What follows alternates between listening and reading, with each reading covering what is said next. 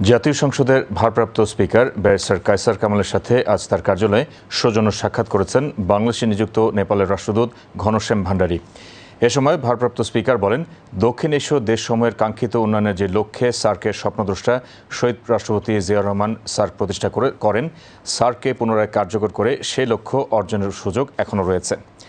এক্ষেত্রে তিনি নেপালকে এগিয়ে আসার আহ্বান জানালে নেপালের রাষ্ট্রদূত এতে একমত পোষণ করেন।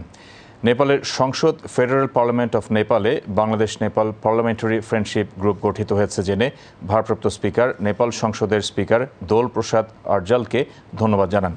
ভারপ্রাপ্ত স্পিকার বাংলাদেশ জাতীয় সংসদও বাংলাদেশ নেপাল পার্লামেন্টারি মৈত্রী গ্রুপ অচিরেই গঠন করে দুই দেশের স্বার্থ সংশ্লিষ্ট বিষয়ে মতবিনিময় করার আশাবাদ ব্যক্ত করেন।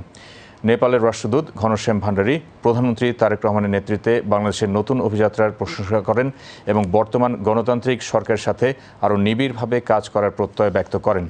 এ সময় অন্যান্যের মধ্যে নেপাল দূতাবাসের deputy chief of the mission Prateek Karki এবং জাতীয় সংসদ সচিবালয়ের সচিব ব্যারিস্টার মোহাম্মদ গোলাম সরোয়ার ভূঁইয়া উপস্থিত ছিলেন।